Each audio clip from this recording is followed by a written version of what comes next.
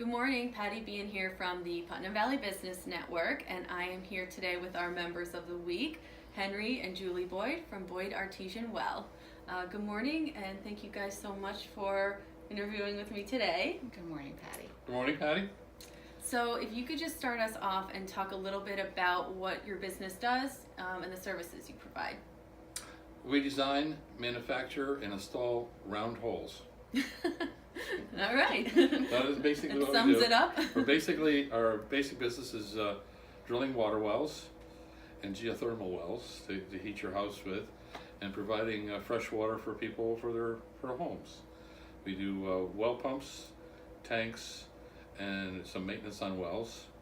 We do water quality testing, and we do any type of thing that requires a round hole in the ground, we can do for you.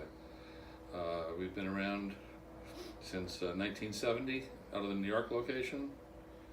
My family started in the business in 1932 out of Norwalk, Connecticut, and I started up here in 1970.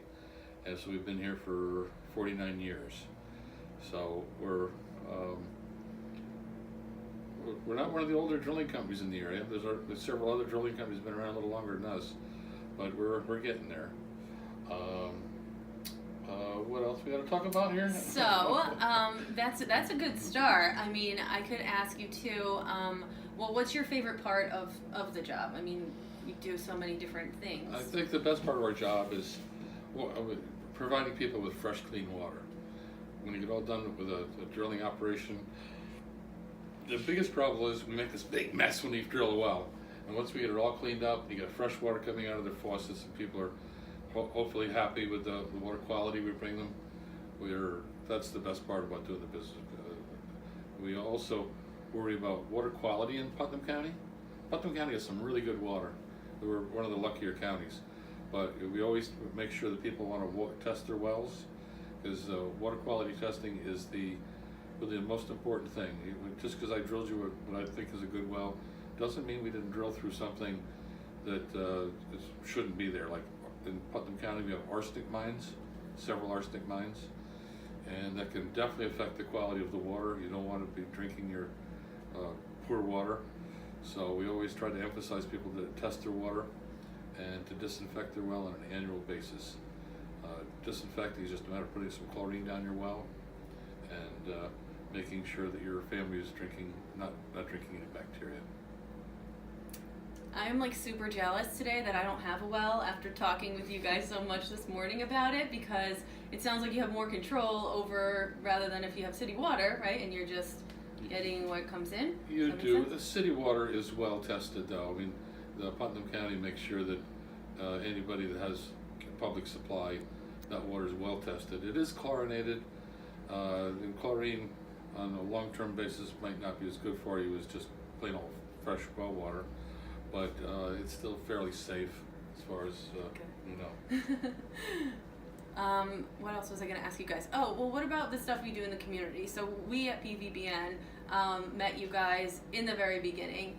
You guys are pioneers of PVBN, and really we wouldn't be where we are today without you guys having really started it up from the ground running.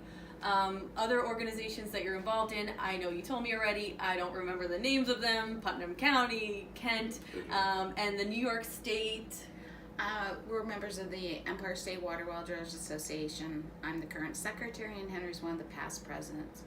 We were also founding members with the Putnam County Chambers of Commerce, and we're also on the New England Water Well Association's board of directors. We're both past presidents of that association also. And we have a trade expo coming up in March. For those of you who are in our trade, you need to be there March 8th and 9th in Marlborough, Mass. But Henry's also on the Plumbing and Mechanical Trades Board. He is currently the vice chair. And he's also the president of the Carmel Kent Chambers of Commerce also. So we've been very active in the community and the business associations. And Julie's on the League of Women Voters, the treasurer, and she's dragged me into that organization too, but my voice isn't high enough for they really won't want me to do anything. But that's, and the PVA is one of our pets. You know, it's an organization that grew from nothing, and they're really strong right now, which is really nice. We're very glad to see that. Great. And there was one thing I wanted to ask you too, a couple of questions about wells in general that might be helpful for somebody who doesn't know, anything starting out. What is artesian well? What is an artesian well? Because I didn't know what that was, and then you explained it to me. Yeah, there are two different types of wells. Some people have an old hand-dug well when people used to dig wells by hand. Today, almost all wells are drilled wells, and they're also known as an artesian well. An artesian well is basically when you hit the water. A true artesian well is when the water comes up and bubbles over the top of the well. Makes a big mess in your yard. You have to pipe the water off or try to plug it off. But an artesian well is a drilled well where the water comes up higher than its source. And the source could be at 300 feet, and the well fills within 100 feet. It's still an artesian well. And of course, then you have to put a pump in that well, pump the water out, goes into a tank, and you pull your water supply from that tank. Okay, you heard it here. And then also, can you talk a little bit about geothermal heating and how that works? It's not new technology. It's technology that has gotten much better in the last 30 years. Geothermal, I can take and drill some wells around your house, and I can pump the water out of those wells, bring the water into the house, run that water. The water comes up at around 52 degrees in Putnam County. We're going to run the water into a heat pump, which is a refrigerator is a heat pump. If you open the door on your refrigerator, it's cold inside, and there's warm air blowing on your feet. So it's a similar device that runs by a compressor, a regular heat pump. We pump the water through a heat pump. It takes about 8 degrees of temperature from the water, and we pump the colder water back into the well, and the 8 degrees becomes 110 degree air that we're going to pipe into a house. I can heat a house for the equivalent of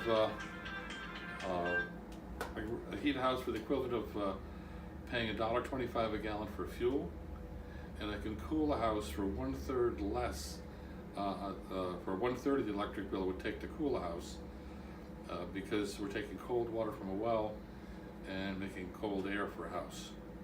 And there's an Obama tax credit, which is now a Trump tax credit, of 30% against putting in a new system in your house. You can also get a NYSERDA tax credit of $1,500 a ton for heat, which is on an average about $6,000 a house. So geothermal is the way to heat your home. It's perfectly green. You don't need a furnace. There's no fuel. There's no Arabs involved. There's no chimney, and you probably get a cheaper insurance rate. So that's what geothermal can do for us. Town of Kent, the schools, the police, no, not the schools. Putt Valley, the school is geothermal. Two schools are geothermal in Putt Valley. Town of Kent, the police department, the library, and the town hall is geothermal. So it's a great thing. It's a really great way to conserve energy. Absolutely. I'm so glad that I heard about this today. So I have a question for you. What is, after 49 years, what is the craziest or most bizarre thing that you have ever come across? We had someone had their well casing sticking out of the ground, and they were city people, and they wanted to put up a flagpole. And so here was this pipe. It was all very steady and firm, and they filled the hole up, this pipe up with rocks, and then put their flagpole in it, cemented it in place, and soon after they had no water because they put extended the flagpole into the well. And they got a new well out of the deal. What else was I going to ask you? Oh, so what would be your one word of advice, either for someone who's just buying a house or has been in their house for 30 years? Test your water. The most important thing when you're drinking water, you want to know what you're drinking. Water quality, basic water quality doesn't change unless something in the environment changes, such as a fuel tank leak, a gas station leak, salt, road salt. My big thing is stopping road salt. Road salt, all water comes from rain. And when you drive a salt truck, up the road, the salt runs off the side of the road, runs into the basins, and then it soaks into the ground. This soaks into your water supply, and you just don't get fresh water ever again after a salt truck's gone through. So everybody should test their water for salt. When you get to be my age, the doctor never tells you, boy, you should drink more salt. The doctor says no salt, and it is ruining the whole environment. And everybody worries about these chemicals. I just said, gas stations moving or something, but the gas stations polluting everything. The EPA and DEC all worry about that gasoline. Nobody's doing anything about the road salt, which you can't drink salt water. If you get salt water in your well, it's a $15,000 to $20,000 filtration system with a lot of maintenance. So test your water. Talk to your town officials about not using salt on your roads. Okay. Well, thank you guys both for being here today and all that you have done for our organization. We all appreciate it. And yeah, thanks again for being our member of the week. Thank you, ma'am. Thank you. Okay. Thank Thanks, you. Julie.